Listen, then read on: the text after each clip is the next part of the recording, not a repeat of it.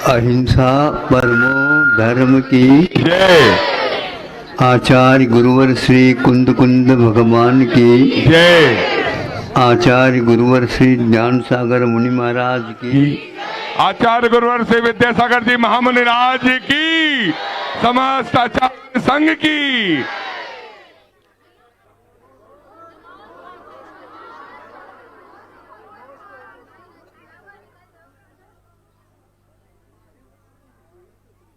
प्रतिदिन की भांति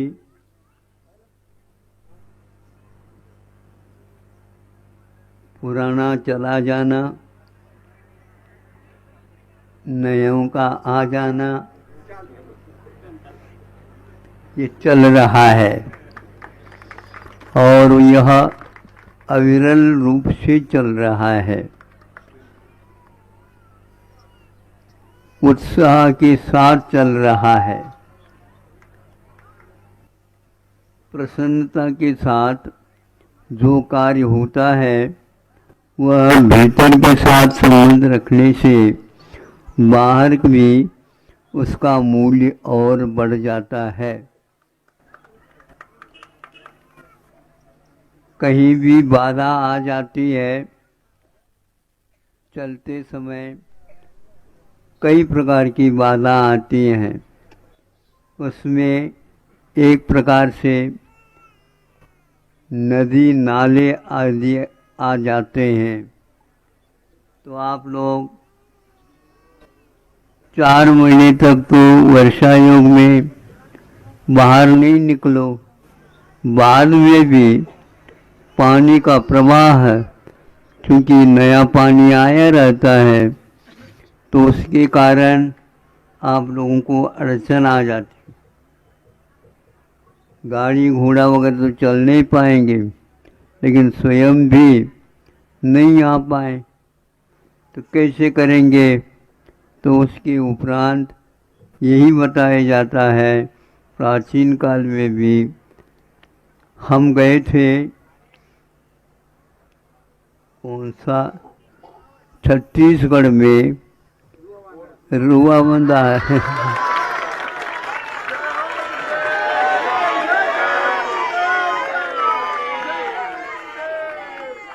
उससे पहले हम नहीं बिल्कुल जगदलपुर गए थे। जगदलपुर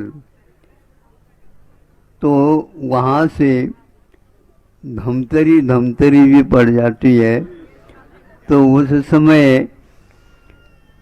एक बांध का हमने बात सुनी कि वह बांध बरसों पुरानी बांध है, नयों को वह पीछे कर देता है और अभी भी वह टूट फूट से मुक्त है।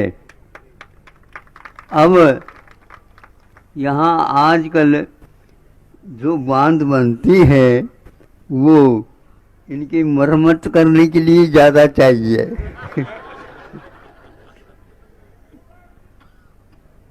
जो शुरुआत में वस्त्र पहनता है और बहुत जल्दी यदि फटने लग जाता है तो क्या करें, नया अभी खरीद नहीं सकते तो ठिकड़ा लगा दो, हैं? हाँ, तो आजकल के जितने भी चीज़ें हैं वे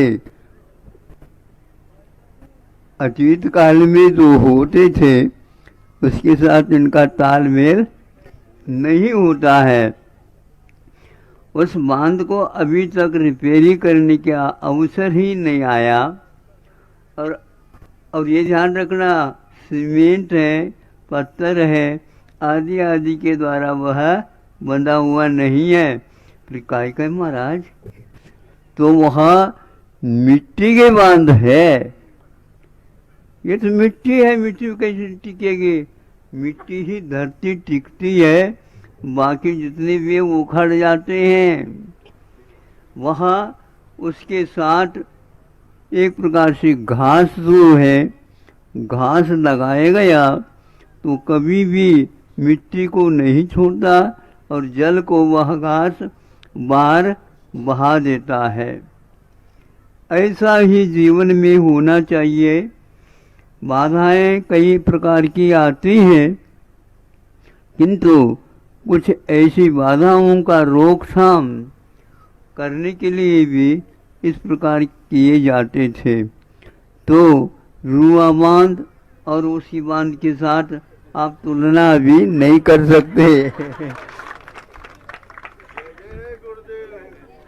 काम तो रुआ बांध वहाँ भिलाई भी है, दुर्ग भी है और उसका संबंध राजनांदगांव के साथ भी है और एक प्रकार से रायपुर का भी है। लेकिन ये तो हो गया व्यवहार की अपेक्षा से, गृहस्थों की अपेक्षा से। वहाँ पर चंद्रगिरी भी विद्यमान है।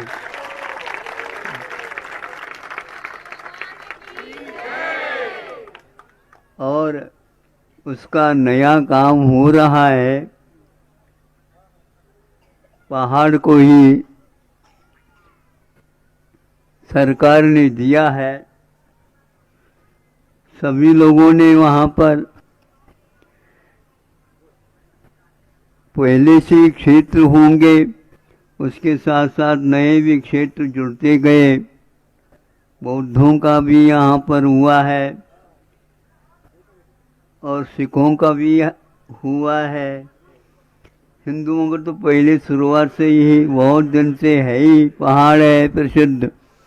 उसी के सामने सामने चंद्रगिरी का भी काम हो रहा है। और उस चंद्रगिरी को जाने के लिए ये सरकार ने इन लोगों को कि 6 क्या 6 वे हाँ 6 रास्ता बनाए ताकि ये लोग दौड़ सके।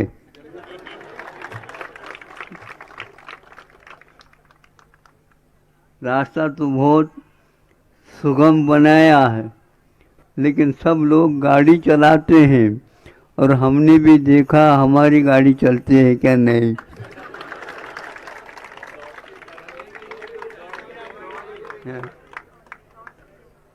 तो चलते हुए हम भी आए। 2-3 बार तो इसी रास्ते से निकलना हुआ, आना हुआ। और इस अपेक्षा से अभी गर्मी भी नहीं पड़ रही है और इस छत्तीसगढ़ में एक प्रकार से सर्दी भी नहीं पड़ रही है। तो इसका उपयोग करके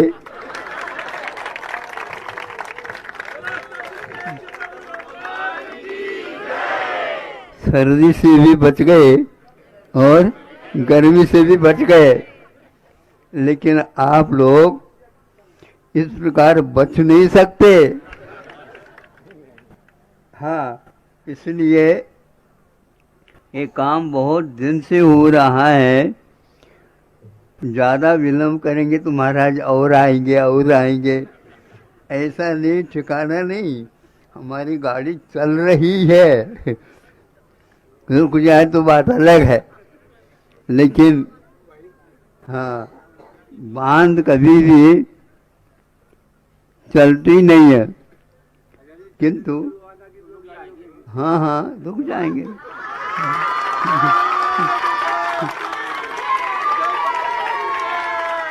हाँ ठीक है।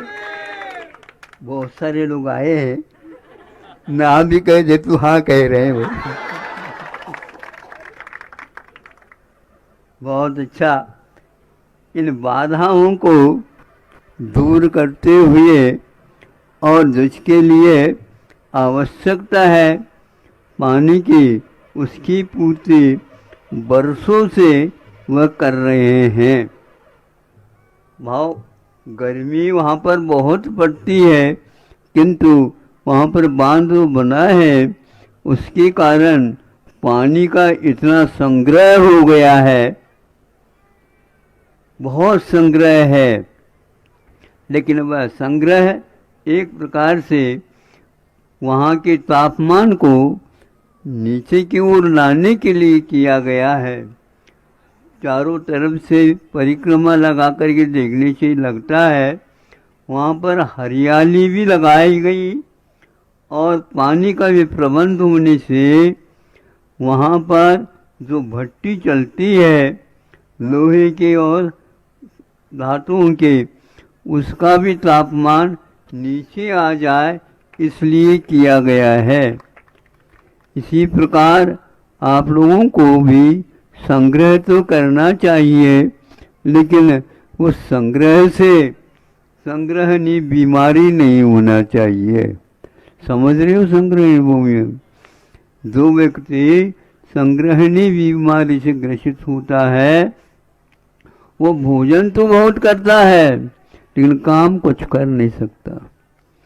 उस प्रकार नहीं करना, किंतु अपनी योग्य कार्य को करते हुए संयम अपनी योग्यता के अनुसार रखते हुए आगे बढ़ना चाहिए, ताकि धार्मिक कार्यों का अनुष्ठान भी यथावत जैसे पूर्वजों ने किया है वैसे ही आप भी करते रहे।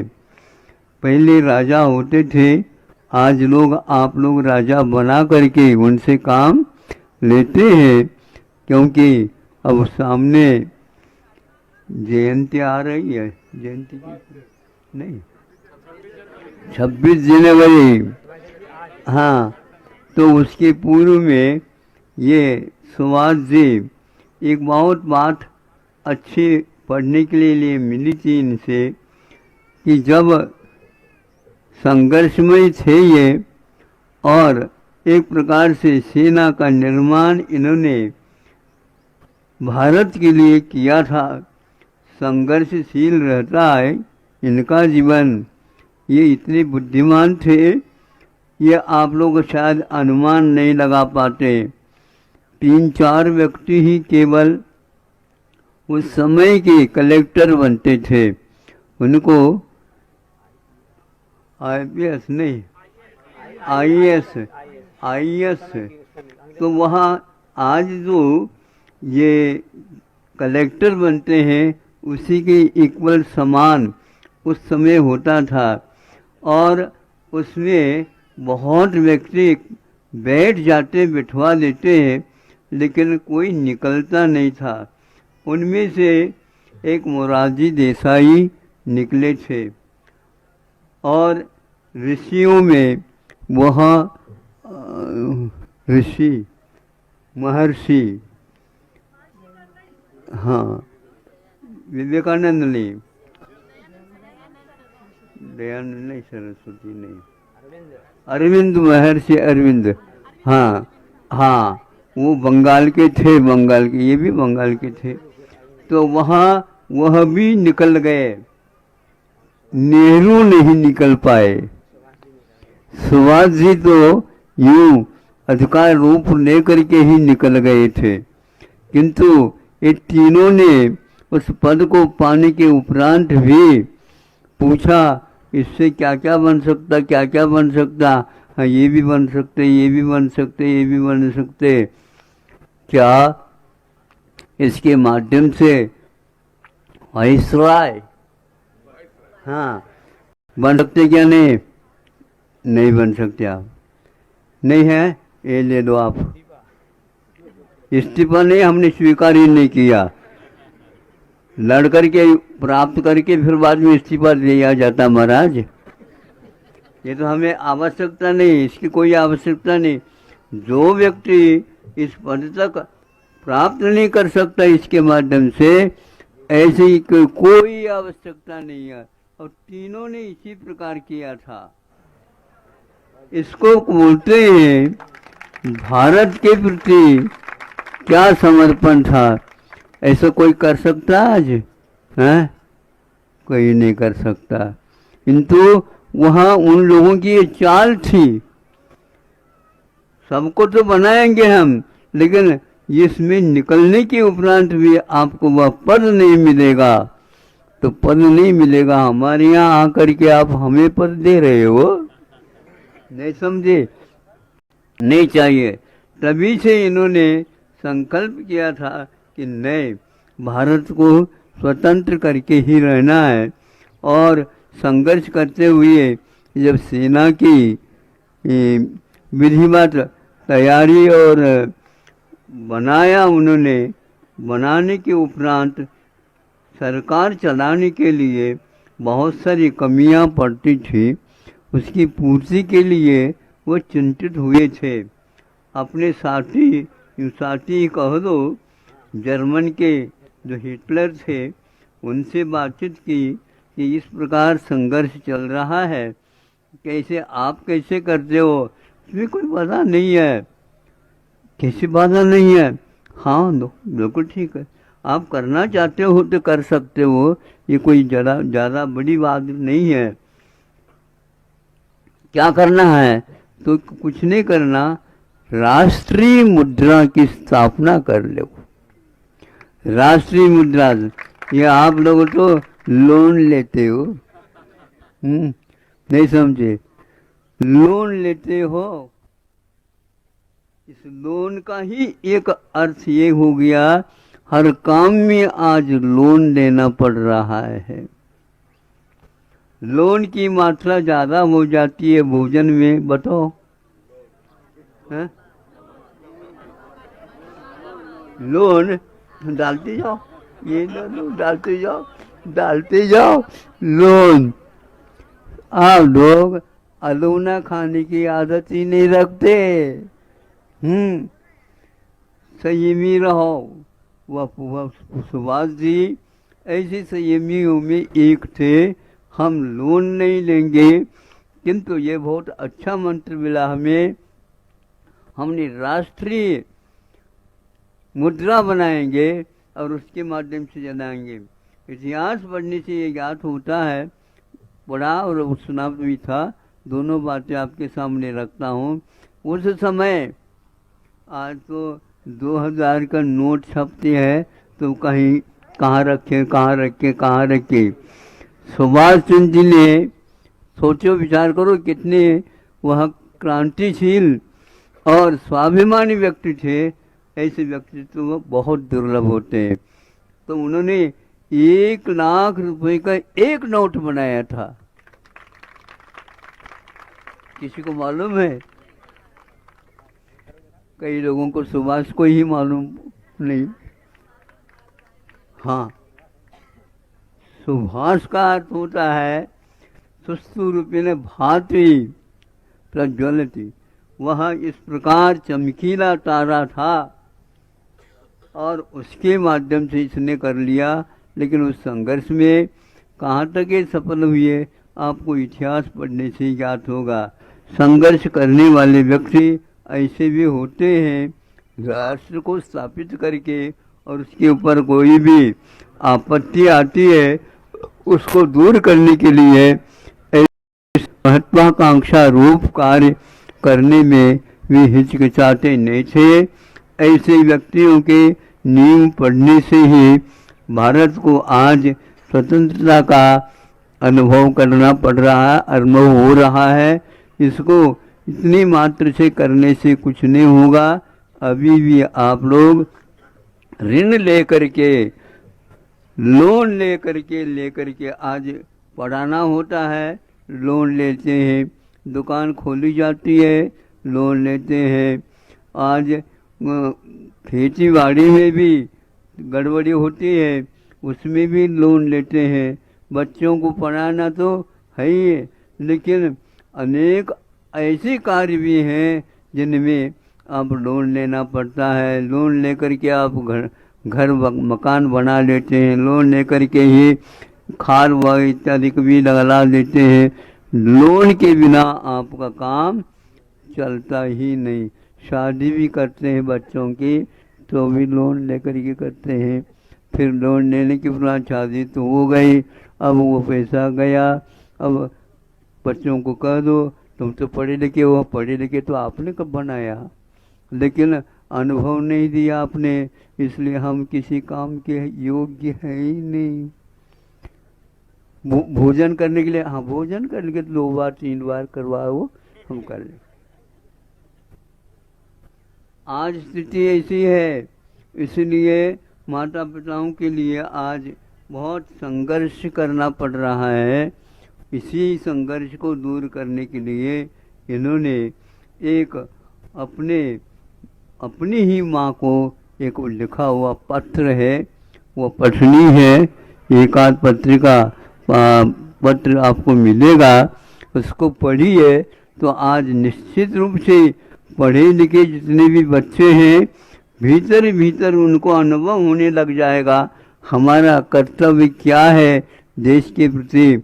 और देश में यदि इस प्रकार के जो हवा चली जाएगी, निश्चित रूप से देश में जो धर्म है, संस्कृति है और अपनी आत्मा का कर्तव्य है, वो सारे आपको समझ में आने लग जाएगा। आज नहीं आ रहा, हर कार्य में आपको आंखों में पानी आता है।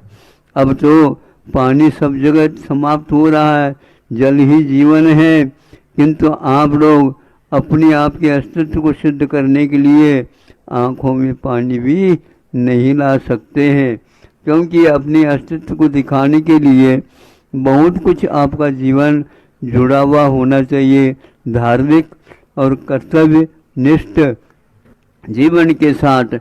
इसलिए आज ज़्यादा न कह करके हमारा जो आज अहिंसा तत्व बचा है वह केवल स्वतंत्रता होने के कारण ही बचा है।